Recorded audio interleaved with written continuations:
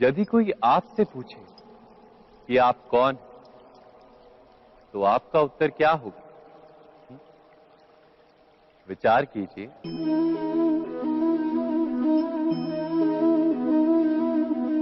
आप तुरंत ही ये जान पाएंगे कि आपकी इच्छाएं ही आपके जीवन की व्याख्या है। कुछ पाने से मिली सफलता, कुछ ना पाने से मिली निष्फलता ही आपका परिचय। अधिकतर लोग ऐसे जीते हैं कि स्वयं भीतर से मरते रहते हैं, किंतु अपनी इच्छाओं को नहीं मार पाते। इच्छाएं उन्हें दौड़ाती हैं जिस प्रकार मृग तृष्णा मृग को दौड़ाती। परंतु इन्हीं इच्छाओं के गर्भ में ही ज्ञान का प्रकाश भी। कैसे? जब इच्छाएं अपूर्ण रहती और टूटती, तब वहीं से ज्ञान की किरण प्रवेश करती है मनुष्य के हृदय।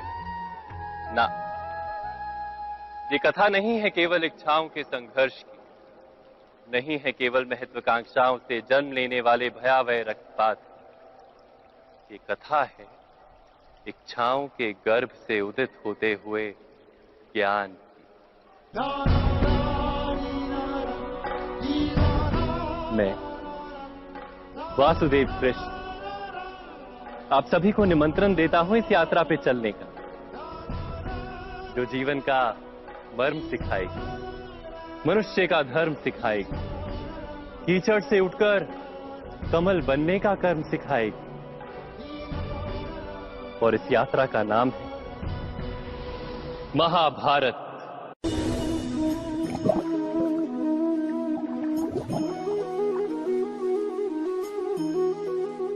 इस संसार में आने वाला प्रत्येक बालक संपूर्णतः संस्कार रहित होता है। उसके अंतर पर ना किसी अच्छे संस्कार के चिन्ह अंकित होते हैं, ना ही बुरे संस्कार के। अर्थात जन्म से बालक में ना कोई गुण होता है और ना ही कोई दोष। तो ये दोष अथवा गुण किस प्रकार प्राप्त होते हैं? क्या हमने कभी विचार किया है?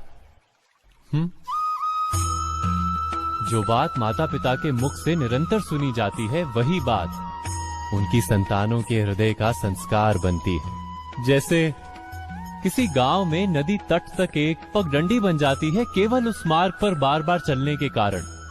अर्थात माता पिता के हृदय की इच्छाएं उनकी संतानों के हृदय का दोष अथवा गुण बनकर जन्म लेती हैं। क्या ये सत्य नहीं? पर फिर भी जब उनकी संतानों में कोई दोष दिखाई देता है, तो माता पिता आश्चर्य और दुख से भर जाते हैं। माता पिता का हृदय ये प्रश्न करता है कि उनकी संतानों में ये कुसंस्कार आए कहां से। सत्य तो यही है कि माता पिता अपनी संतानों को अनजाने में ही कुसंस्कार के बीज दे देते हैं, जो उनके संतानों की हृदय भूमि पर कुसंस्कार का वृक्ष बनकर उगता है। अर्थात अपनी संतानों को सुसंस्कारी और धर्ममय बनाने की आशा रखने वाले प्रत्येक माता पिता को प्रथम अपने हृदय की इच्छाओं पर अंकुश रखना क्या अनिवार्य नहीं?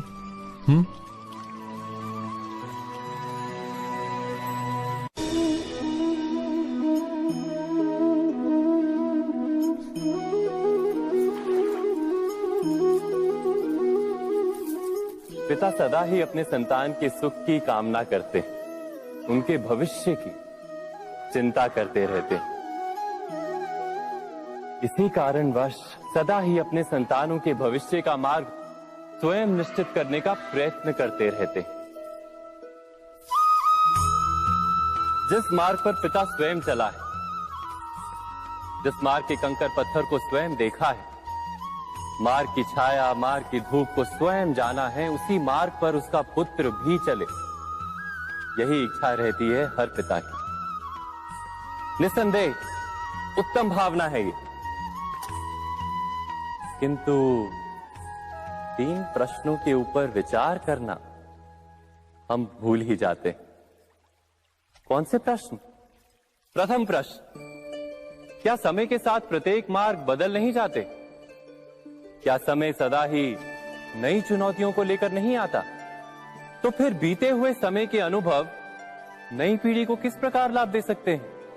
दूसरा प्रश्न, क्या प्रत्येक संतान अपने माता पिता की छवि होता है? हाँ, संतानों को संस्कार तो अवश्य माता पिता देते हैं, किंतु भीतर की क्षमता तो ईश्वर देते हैं।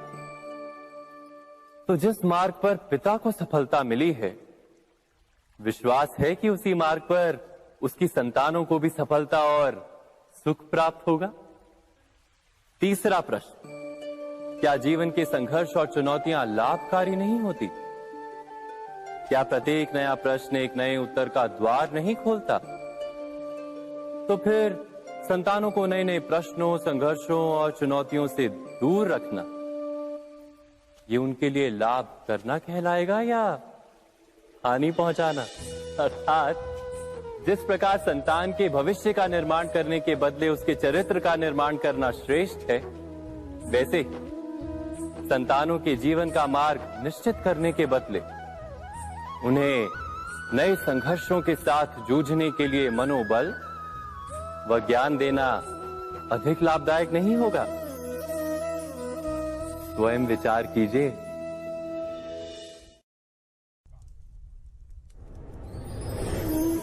पूर्वजों की इच्छा, आशा, महत्वाकांक्षा, क्रोध, बैर, प्रतिशोध, यही सब आने वाली पीढ़ी की धरोहर बनते हैं। माता पिता अपनी संतानों को देना तो चाहते हैं समस्त विश्व का सुख, पर देते हैं अपनी पीड़ाओं की संपत्ति। देना चाहते हैं अमृत, पर साथ ही साथ विष का घड़ा भी भर देते हैं। आप विचार कीजिए, आपने अपनी संतानों को क्या दिया आज तक? अवश्य प्रेम, ज्ञान, संपत्ति आदि दिए, पर क्या साथ ही साथ उनके मन को मैल से भर देने वाले पूर्व ग्रह नहीं दिए? अच्छे बुरे की पूर्व निर्धारित व्याख्याएं नहीं दी? व्यक्ति का व्यक्ति के साथ, समाजों का समाजों के साथ, राष्ट्र का राष्ट्र के साथ संघर्ष क्या इन्हीं पूर्व ग्रहों से निर्मित नहीं होते? हत्या, मृत्यु, रक्तपात क्या इन्हीं पूर्व ग्रहों से नहीं जन्मते?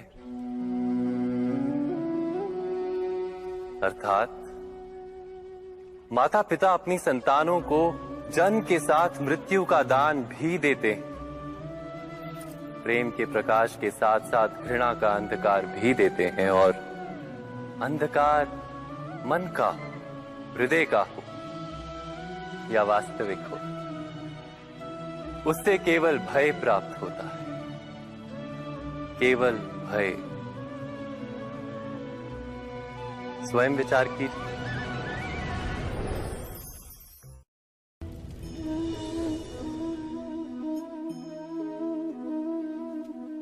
मनुष्य का स्वभाव है कि वो स्वयं को, अपने परिवार को, अपनी संतानों को अधिकतम सुख प्राप्त हो ऐसी इच्छा रखता है।